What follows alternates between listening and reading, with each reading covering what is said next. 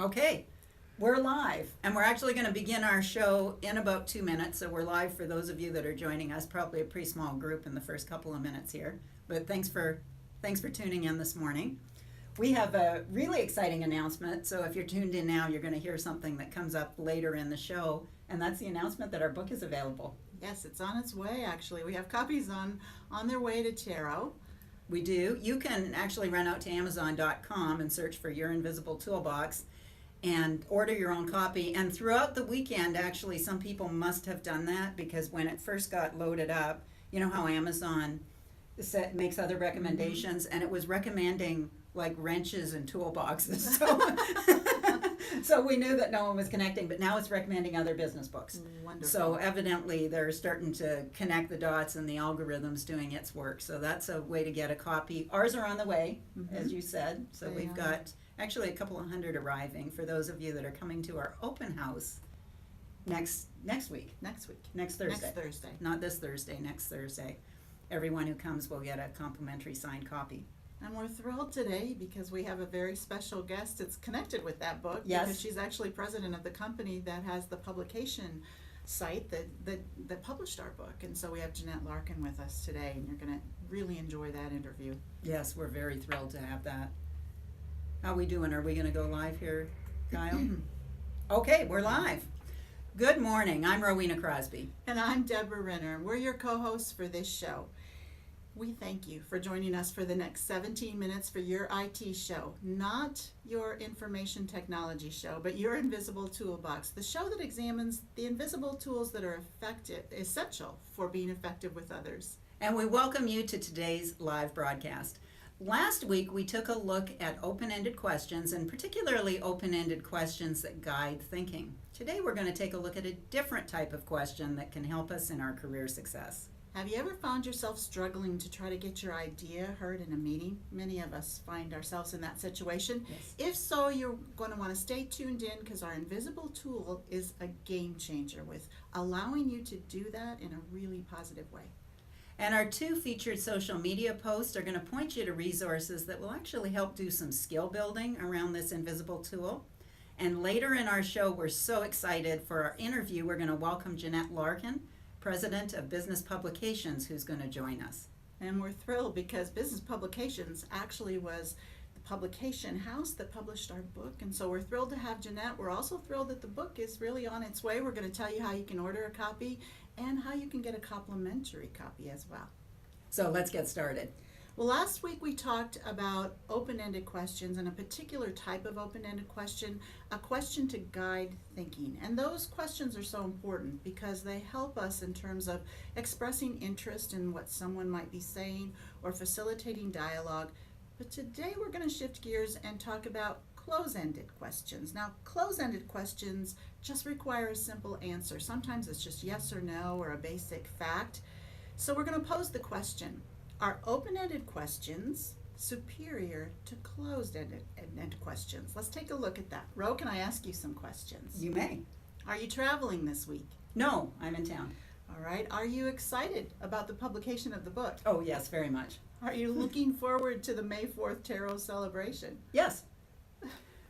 Well, as we can see, closed-ended questions are a little bit of a conversation stopper, and we don't get a lot of information sometimes when we're using them in dialogue. But is there ever an occasion that you might want to use closed-ended questions to actually stop a conversation? Well, pausing the conversation can be of benefit, and it can be useful to stop a conversation. So let's talk about how we might effectively use closed-ended questions. Now, there are 3 major types of closed-ended questions, and we're going to talk about one of them. The first 2 you're probably familiar with. So we can use closed-ended questions to check in, and that's when we're checking our own understanding. Generally, after we've paraphrased what someone said, we might say, "Did I get that right?" So that's one type of closed-ended question. A second is the confirming or clarifying question, and that's to check someone else's understanding. So we might say, "Does that make sense?" You're probably familiar with those 2 uses of closed-ended questions.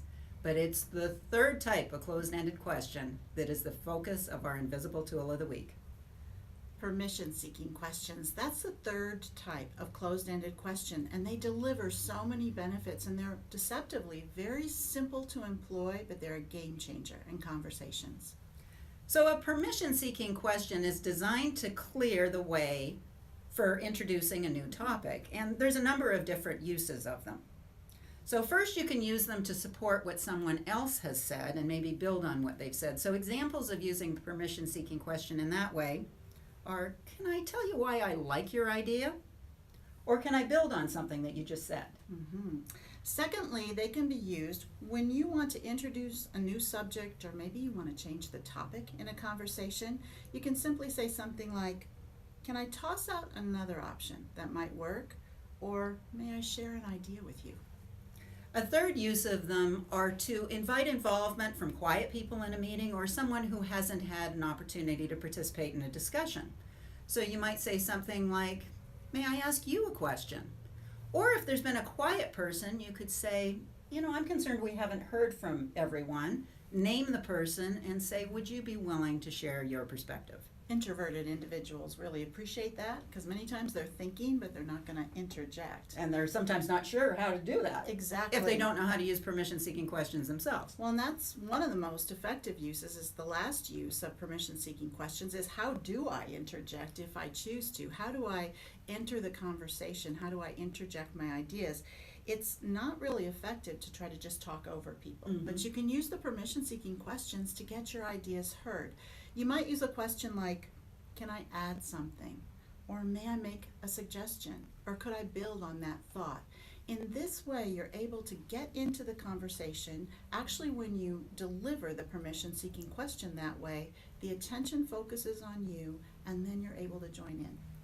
So we encourage all of you this week to look for opportunities to use permission-seeking questions. Anytime you want to support someone, change the topic, invite involvement from others, or our favorite use, increase the probability of your ideas being heard in a meeting, use a permission-seeking question. Well, everyone loves a quiz, so today we're going to introduce a new segment to the program that we call Today's Quiz. Yeah, it's very important to use permission-seeking questions positively. They are to support what people have said or support the dialogue. They backfire if we use them negatively. So for instance, if you use them to say something like, may I tell you what's wrong with your idea? Or may I talk about why you shouldn't do that? They are going to backfire. So here's the first part of your quiz. Which of the following 4 questions is a good example of a permission-seeking question used in conversation? So A, did I hear you correctly? B, does that make sense to you? C, may I build on something you just said? Or D, can I tell you why that won't work? So those are all closed-ended questions, and if you guessed C, can I build on something you just said, as the permission-seeking question used, well, you're right. A was an example of a check-in question. Did I hear you correctly? B was an example of a clarifying question. Does that make sense? And D was an example of a permission-seeking question used badly. Can I tell you why that won't work? So we hope you'll get that one out of your vocabulary. But what if you do need to disagree with what someone has said or point out the flaws in what might be being discussed at any point? That's the second part of our quiz. Which of these questions would you use in order to be able to gently challenge what might be being talked about? A, can I ask a question about something that we might have overlooked? B, may I point out what I like best about your idea? C, can I toss out a random thought for us to consider? Or D, all of the above? Well, if you guessed the right answer is D, all of the above, you're right. We're being a little bit tricky here. What we're trying to show is there's a number of different ways to have a productive conversation, even if you're disagreeing with some of the points being made, so that you can facilitate useful dialogue. We hope from now on you'll get the following statements out of your vocabulary. Can I tell you why that won't work? Or can I tell you what's wrong with that? Those ones aren't useful. Well, those of you that follow us on social media know that we put out relevant content around interpersonal skills several times every day. We're going to highlight a couple posts for this week. The first featured social media post is a link to a video. It's actually a Tero tips video that's going to examine the uses of close-ended questions. You can learn more about them. And the video is focused on the sales process, but it actually applies to a lot of different business contexts in terms of how to use those close-ended questions. It's titled The 3 Types of Close-Ended Questions, and it'll be on all Tero social media platforms today. And since closed-ended questions are an excellent tool in listening, our second featured social media post of the week is to a Harvard Business Review article that's called What Great Listeners Actually Do. That's by Zenger and Folkman, and you'll find links to that on Tero's social media on Thursday. Well, we're excited about the next segment. We're going to go into our interview segment and welcome Jeanette Larkin. Jeanette is president of Business Publications Corporation and is joining us today for our interview. Good morning, Jeanette. Good morning, Deborah. So good to see you. Thanks for being here. So great to have you here. We're just so excited. Jeanette, as president of Business Publications, you produce numerous print magazines, digital resources for us, and the Business Record, which I think Everybody is reads that in thing. Central Iowa in every business office. We like to think so. Well, the data tells us it's true. Well, and BPC also has a publishing arm now, which we're thrilled to team with you with the publishing of our book. So we know that you also, with all of this going on, BPC is in a time of transition and leadership. Can you share with us the future plans? We are very excited. We were able to announce it to the local business community in January, and it's all based on the fact that I'm planning to retire in a couple of years. So we were starting to have people and employees ask, well, what is the future? What's going to happen? So we have always had, as you mentioned, the Business Record is the long-standing product with which the company was built. About 15 years ago, we started our second division, the magazine division, that has launched the DSM magazine, IA, and a number of other specialty pubs, as you mentioned, Deborah. So we're really excited to announce the beginning of a third division to further diversify the company. That is going to be called Right Brain. It's going to do much more book publishing. We were so pleased to be involved with your book. Content creation, content marketing and strategy, design services, all of the things that small business people need help with, but they don't need a full-blown agency. So all of those provide us the opportunity to have promoted 4 bright rising stars in the Des Moines business community that will head up and become publishers of each of those divisions. So we see bright things ahead for the company and for them. What an exciting time. At a time people are wrestling with what's happening with traditional print media, you're just growing in all these new ways. It's really exciting. Well, we talked today about permission-seeking questions and getting your voice heard in meetings. And with your career success, you've obviously gotten your voice heard over time. What was your career path, and how did you get to where you are today? I'm probably one of those rare people. There aren't too many of us that knew what we want to do for our career in high school. But indeed, I always knew that I wanted to go into journalism. I always knew that my goal was to be a publisher. And so I've had the wonderful opportunity after graduating from Iowa State's journalism department to work for a number of newspapers and publishers here in the central Iowa area, including Gannett and Meredith, and for the last 17 years, Business Publications. The only thing that I sometimes mention is when I talk to people that are starting their career, they will assume that it was climbing the corporate ladder. Mm-hmm. So when we talk about career path, we often think of that. I had the opportunity, I was offered my first publisher's position when I was still in my 20s. Wow. By Gannett, at a Gannett newspaper. And the timing wasn't right. And so I always mention that to me, a career path is a marathon, not a sprint. And I think of my career, when I look back on it, Deborah, as being more of a lattice of making strategic moves, ultimately keeping your eye on your goal, where you want to go, but not necessarily the concept of a corporate Of a straight ladder, line. of a linear path. Yes. Wow, what a great example. Great metaphor. Well, you've personally been a champion for women in business. You lend your time and your efforts to both legislative as well as community functions that further women.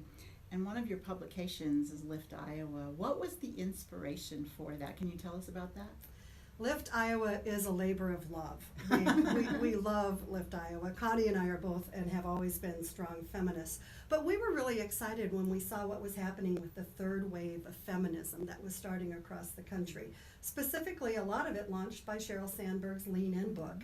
So we saw the great work that was being done in our state by Iowa Women Lead Change and NAWBO and a number of other great female-focused organizations.